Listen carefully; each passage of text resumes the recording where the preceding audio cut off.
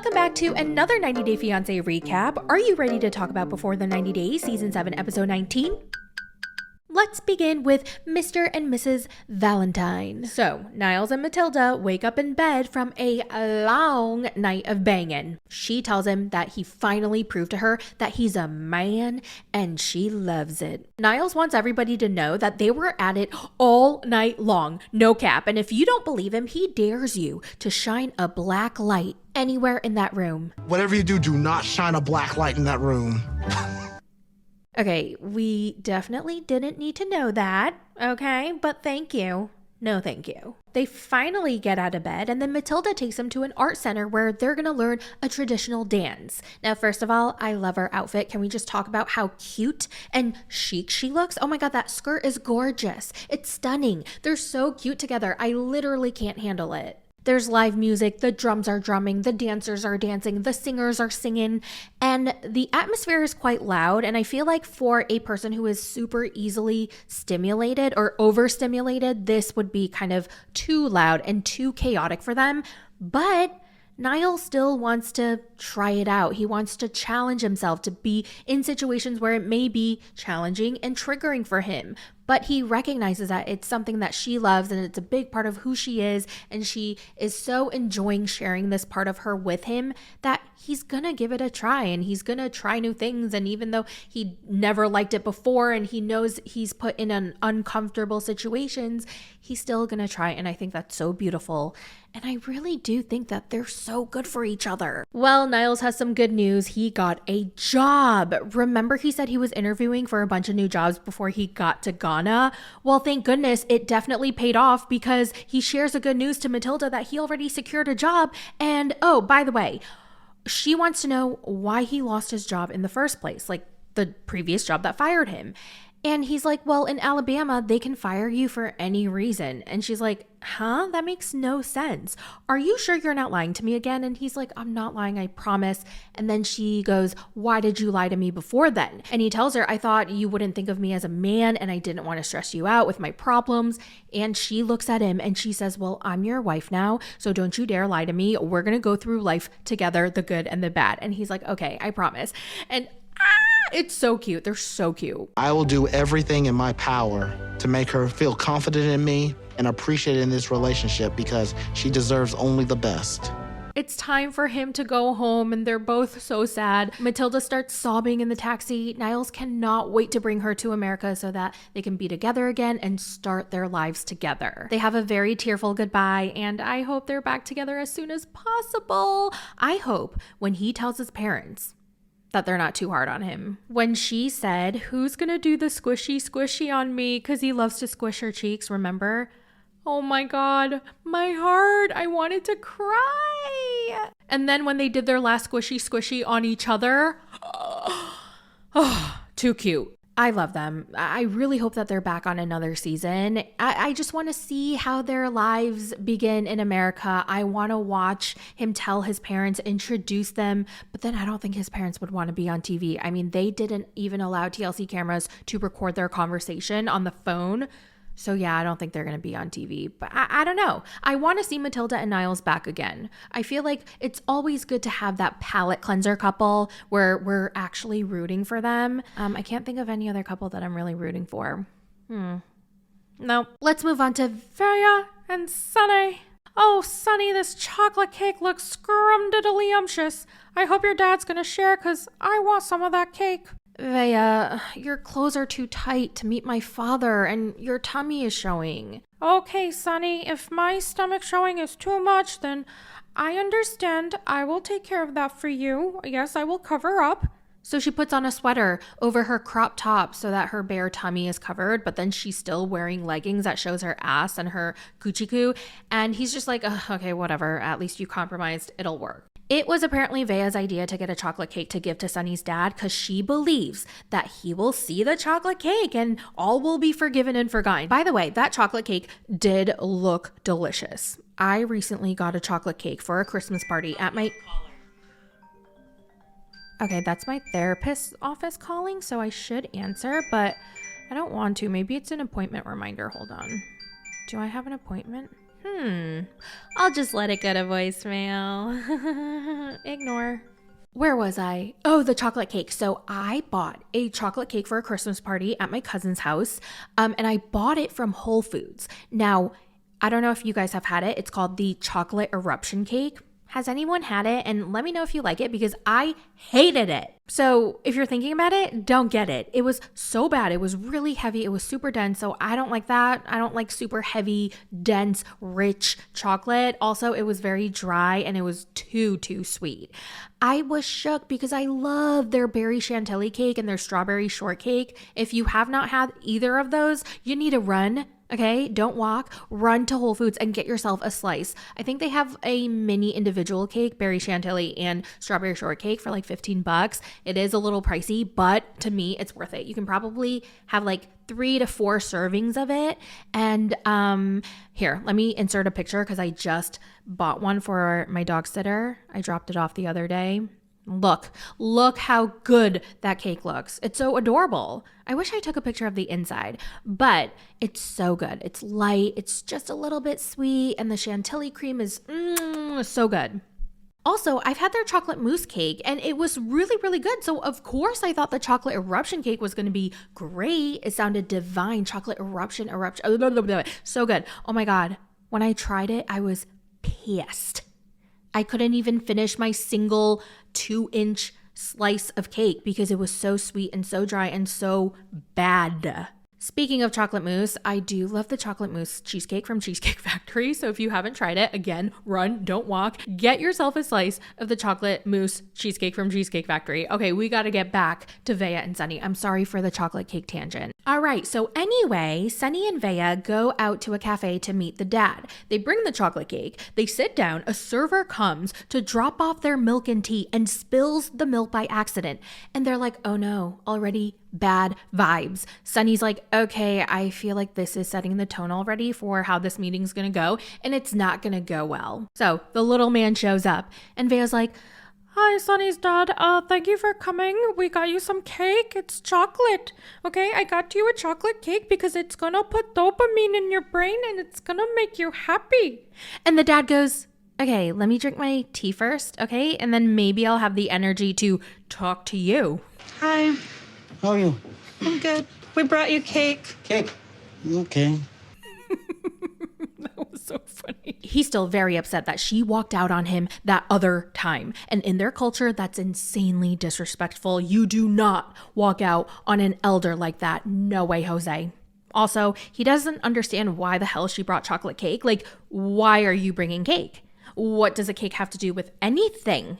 Okay, I don't care if it's a small cake, a big cake, a gluten-free cake, a sugar-free cake. I don't care. I don't want cake. So he doesn't even look at the cake. He doesn't even acknowledge the cake. He doesn't want the cake. I want to know what happened to the cake. Okay, did production eat it? Did the camera crew eat it? Did Sunny and Vea eat it? Like, who ate the cake? Anyway, he takes a sip of his tea. And then Sunny goes, Dad, Father, Daddy, Papa, I brought you out here today because Vea felt very bad for how she acted the other day and she wanted to apologize. And the dad goes, let her explain. Okay, why are you talking for her? Let her talk. And I'm just like, oh my God, Daddy. I didn't know Daddy was pro-women, pro-female empowerment, slaking. She wanted to apologize to you for everything last time. But she should talk, not you. I just wanted to say sorry. So Vea's like, I wanted to say sorry for walking out on you, Mr. Sunny. I didn't mean to be disrespectful, but you were attacking my religion and my tattoos, and I have anxiety, so I needed to go to a safe space for my mental health by creating a boundary. And he's like, what the fuck is mental health? Do you know anxiety? Do you know what that is? No, and I don't freaking care. This is unacceptable. You cannot do that again. How are you going to promise me that that won't happen ever again? Well, I can't just turn off my anxiety. It's my mental health and boundaries are very healthy. Do you understand a safe space? Creating a safe space is my coping mechanism, and I'm not feeling very validated right now on my healing journey with my inner child, okay? But I am sorry for what I did. I'm sorry. Well, it's too late for an apology. Sonny, you have to choose me or your American anxiety sloot. Sonny tries to speak up and he tells his daddy, I hope you can forgive her, father. She is a foreigner. She's a dumb American. She doesn't understand our culture. And also we got engaged. You got what? Sonny, why didn't you tell me this before? So that must mean she's converting, right? She must be converting since you proposed. No, I will not be converting. Plus, he told me last night when he was banging me from behind that I didn't have to convert. No, you have to convert. That's no. Daddy, I can't make her convert if she doesn't want to. I can't force her. And then the dad basically tells him, yeah, you can. You do have to force her. You as the man have to make her listen to you. And then he says, you have to choose family or this American anxiety sloop. And then Sonny tells his dad, she's going to be with me forever, Dad. And then Sonny's dad's like, this is unacceptable. And he walks out. So he follows Daddy, Vea follows Sonny, and then he apologizes to his daddy. And then Vea's about to talk, and the little man tells Vea, do not even look at me. Don't speak to me. You can communicate to me through Sonny. Oh, hell no. So Vea's like, Sonny, can you tell your dad that I didn't mean to disrespect him? So Sonny's like, Dad, we didn't mean to disrespect you. And the dad tells him, I don't want to see you. Okay, I don't want to look at you. Stay away from me. Leave me alone. You are not my family anymore. And he walks away. Ooh, y'all, that was brutal. So brutal. Sonny's distraught and Vea's like, Sonny, so, what are we gonna do now? Do you still want to be with me? And I'm like, girl, did you not just see what happened? He got disowned by his family to be with you. Like, hello, what do you mean? What are we gonna do now, Sonny? So it's her very last day before she heads back to America. And she's like, Sonny, I can't believe your dad cut you off like that. Like, my parents who were drug addicts, they didn't even want me, but they still didn't cut me off. Well, gee, thanks. You don't understand, Vea. I was wrong. This is my fault. I chose this. I deserve this. And she's like, wow, I still don't get it, Sonny. That's why I made you promise me that you cannot leave me. We only have each other now. We have to be together forever. And she's like, yeah, okay, I will. I won't leave you, Sonny. Don't worry. So they get to the airport. They say goodbye. They both cry. And I felt bad for Sonny in this moment, just in this moment, because his fiance, the only person that he has now, because he doesn't have his friends, he doesn't have his family, they all disowned him because he decided to stay with the American anxiety sloot who won't convert to Islam. So basically he lost everybody. He only has Vea, and now she, the only person that he has, is about to leave his ass and he won't have anywhere to go. Wait, does he live at home or does he live by himself?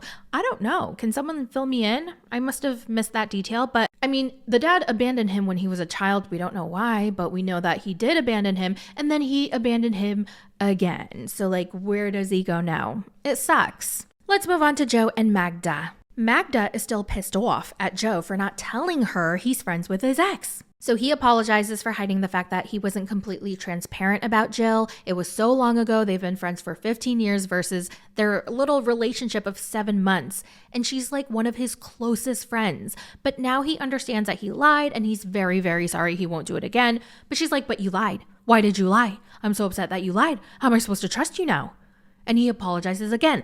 And I believe his apology. I do think he's really, really sorry. And he feels really bad. And he really does love her. I truly believe that. Even though he still can't say her name right. So she's like, all right, give me some time to trust you again. But you're not allowed to hang out with her in person. Okay, you can talk to her on the phone, but you cannot see her in person. And he's like, okay, I understand. I am shocked that he didn't fight back or he didn't argue. He was just like, okay, I'll do what you say. Magda looks into his eyes and believes that he's being sincere, so she decides that she's going to give him one last chance. It's their last day in Zakopane, and he's actually going to have to go home, so they're going to hike in the mountains on their last day. They're going to meet some sheep and eat some cheese, and oh my god, the view is so beautiful. It's so gorgeous. I cannot get over it. She tells him that she wants a proposal, and he says, I want to propose, but the next step that would make sense for us is for you to visit me in America, meet my friends and family, make sure everything goes well, and then go from there.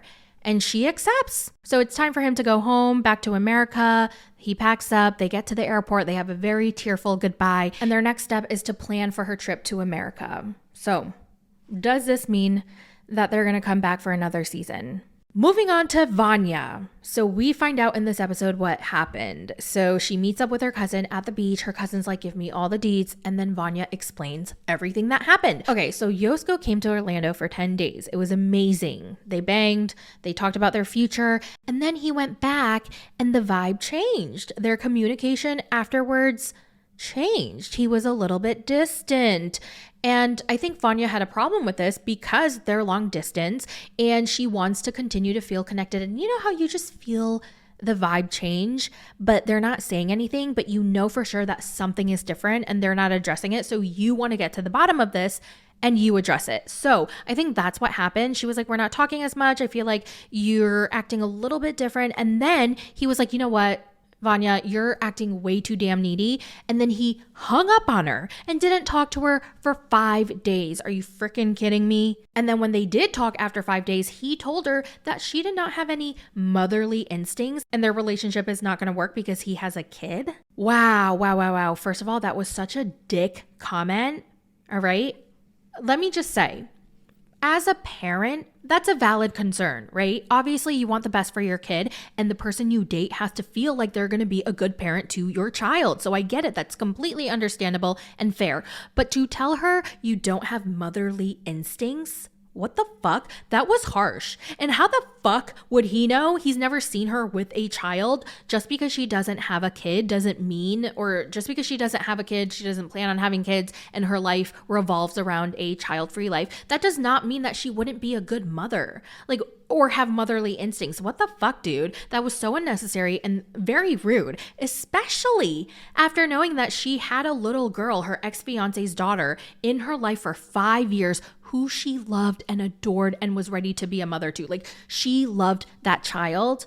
And she was absolutely heartbroken and shattered when she no longer had contact with that child when her and her fiance broke up. So for him to say that to her, that is fucked up. Also, when they were together, they were obviously talking about their future and how they were going to visit and meet each other's parents and all of that. Like, they obviously talked about how their lives were going to change, Vanya included. She's going to go from a child-free to being a mother. That's a complete 180. So she voiced her concerns like a normal person would. And I'm pretty sure he voiced his concerns about him moving to a new country, blah, blah, blah, adopting a foster child, blah, blah, blah, blah, blah. Okay.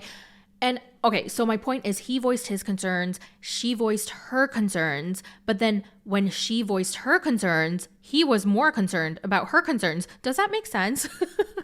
She was talking about how she didn't plan on having any kids. She accepted it. So she built this entire child-free life. So she'd have to make some really big changes and adjustments. And she doesn't know how it's going to go. She needs some time to figure everything out. And I feel like that's understandable, in my opinion. But Yosko took that as a big red flag. Do I agree with it? No. Do I think he gave her a chance? No. But I do think it's ultimately his choice because it's his kid. He's doing what he thinks is best for his kid in his timeline. And if Vanya doesn't fit within that, then he has the right to say no. Okay, fine. But I think it's the way he did it and the words that he chose were so insensitive. Now, we learned that Vanya already has a trip booked to Croatia. It's already planned. Obviously, they planned it when they were together and everything was good. And during this next trip, she was supposed to meet his kid and Yosko's parents and his friends and family, the whole thing. And now she doesn't know what to do because they kind of broke up. She wants to see him face to face to see if there's a possibility of salvaging their relationship, to see if he wants to give it another try. And I'm sitting here watching her say all this and I'm like, no, never chase a man, Vanya. Never chase a man. Don't let a man tell you twice that he does not want you. Vanya, if you are watching this, please. I'm just going to assume that it's over by now. But like, for your future, Vanya, do not let a man tell you twice, girl. Because he's not going to change his point of view. It's just going to come off to him as You're desperate and you don't want that. You are a prize, honey. You are way too good to be begging a man to stay with you. Now, I don't think she was begging, but like she really did put the ball in his court. So now 2 weeks later, we see Vanya in her belly dancing outfit, doing her thing, belly dancing. I mean, is there anything that this girl can't do? Like, what the hell? I mean, you're really making me feel like a piece of shit here. Anyway, she gets a response from Yosko, and then they FaceTime, and he's like, "How are you? You look amazing." And she's like, "I'm good. So how's your kid?" And he's like, "He's great. He's running around. Do you see him? He's so happy." The conversation is awkward. He's not saying much, but he admits that he was pretty harsh in how he ended things. But he realized that ultimately his kid needed him, and the kid cried a lot. He was so distraught when he went to Orlando for 10 days, and it teared him. It ripped his heart apart, and he realized that he needs to be there for his kid and not date someone out of the country. And she's like, "Okay, but you didn't even give us a real chance to go over the next steps." And he's like, "But there are no next steps since you don't like children." Again, what the fuck? Why does he keep saying that? Just because her house is arranged in a very certain way that's not suited for children, of course her house is like that. She doesn't have children. Like, why would she set up her house for children when she doesn't have any? She was willing and open to rearranging things. She just needed time to process it. Okay? But he didn't like that. I guess he wanted someone to be like, "Yes, I'm ready. I'm ready to go. I want to be a mother." Da, da, da, da. And he's allowed to want that. Okay? He is. It's just, I hate how he handled everything. It was very childish. So they're still on FaceTime. She asks him, "What should I do about my Croatia trip? Like, do you still want to see me? Do you want to see where this goes? Like, do you want to give it another shot? Like, what should we do?" And he's like, "Oh, okay. This is very sudden. I need some time to think about it. I will get back to you after I make a decision." And she's like, "Okay." So basically she's going to wait for him again to make the decision. Listen, this is my professional potato opinion. I think the breaker-upper, whoever's breaking up with a person, it is their responsibility to use their emotional intelligence to see that since they're the person to break up with the other person, meaning the other person still is vulnerable and they clearly will still want to be with you, it is your responsibility as the breaker-upper to cut it off. Okay, don't leave things hanging. Don't just keep talking as friends. Don't meet up once in a while. Don't do any of that. You need to break it off so that they can move on. That's my opinion. Let's move on to Tiger Lily. So Tiger Lily meets up with her friends Shay and Cruz, who are apparently a couple?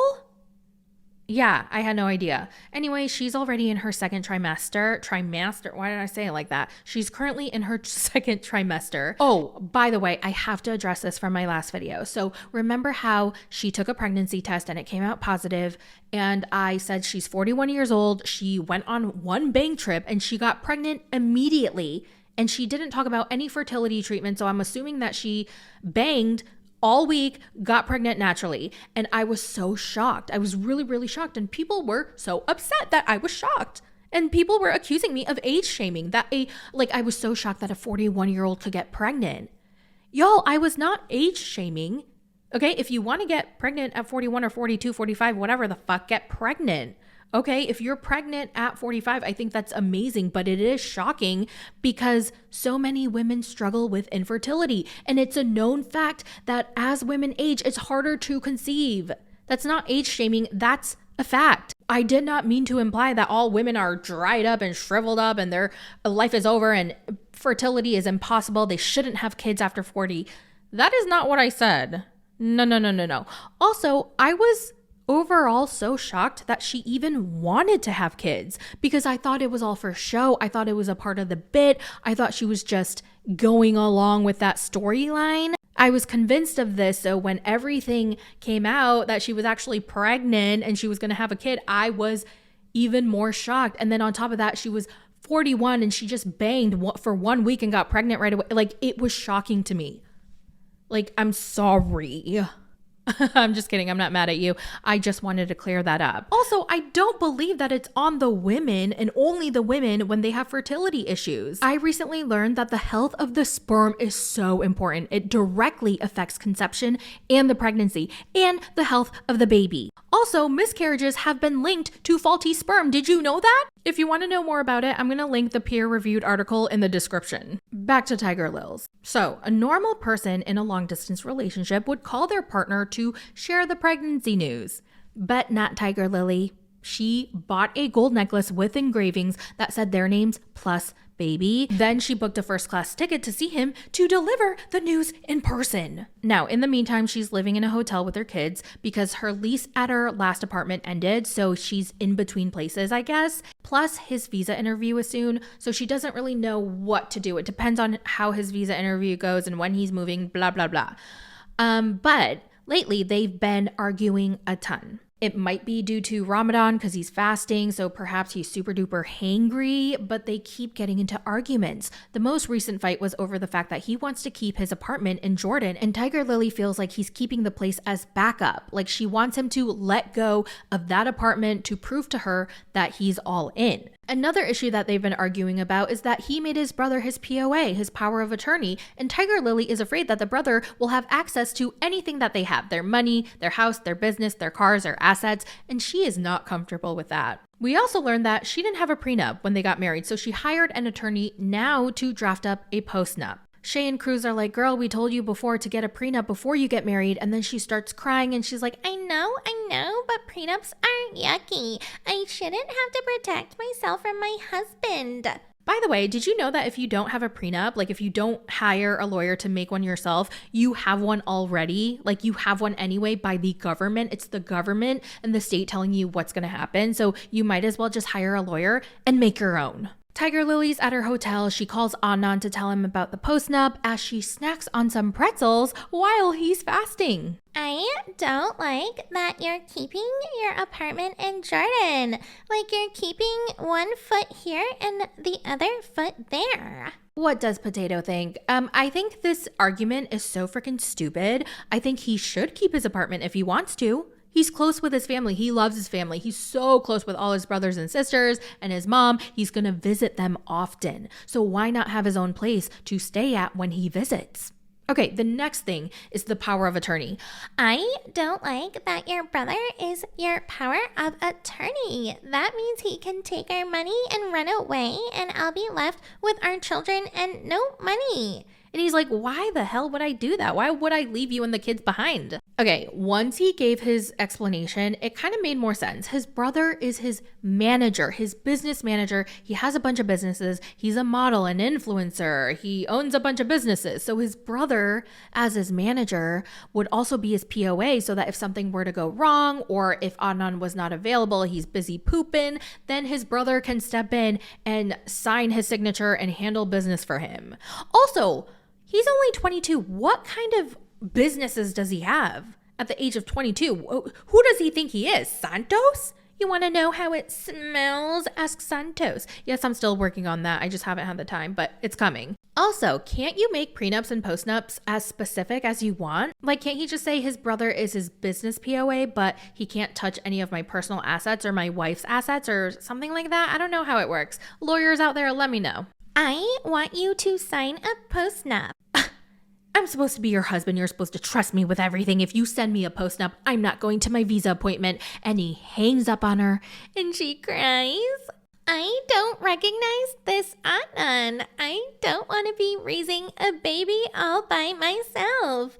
Well, guess what, Buttercup? You most likely will be raising the kid all by yourself, even if he is physically there. Love your nails, though. Next week is the tell-all, and it looks juicy. We see Lauren. I was pretty shocked. I didn't know if Lauren was going to be allowed to be there because he broke his NDA so many times. Thankfully, crazy chicken lady won't be there. Who's going to miss her? No one. And that is the end of my recap. Thank you guys so much for watching and joining.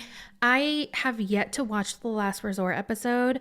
Oh my God, I just realized that I missed 2 weeks of the Last Resort. Now, I did not intend to take a 2-week break from the Last Resort, but I ended up taking it anyway. So I'm not going to cover the 2 weeks that I missed, but I'm going to start with this week's episode. Oh, before I end this video, let me clarify the bit about people finding my personal account. I kind of mentioned it briefly. So I just wanted to clarify because I didn't really go into detail. I don't think people are searching for me, like who is Poe's face reveal, who is Poe in real life, what is Poe's personal Instagram. No, I don't think they're doing that. But on my personal Instagram, I've made some videos that happen to get some views, and somehow my audiences have collided. Like my personal content audience and then my content from here. Like the audiences have meshed. I don't know how, I don't know why, but they have, and people have recognized my voice. Obviously, they're like, oh my God, is this potato? Is this potato? Or people have said in my comments on my thoughts, oh my God, is Sarah Lee XO92501 your personal account? Like, you guys don't out me in my comments, okay? If you feel like you have found me, like, oh my God, this voice matches Poe's voice, just keep it to yourself, okay? Keep it to yourself and keep it moving, okay? I've had so many comments, I had to block certain words, okay? Some people leave me a potato emoji and I will heart it if I see it. And that's my way to like, yeah, you caught me. Other times I will just flat out deny it. I'll be like, who? What are you talking about? I have no idea what you're talking about. No, absolutely not. So yeah, that's my issue basically. And I don't know, like maybe one day I'll just be like, yeah, it is. Follow me over there if you want. But until then, just keep it on the down low. All right, thank you very much. Well, that's it for the recap. Let me know all your thoughts in the comments and I will talk to you in the next one. Bye.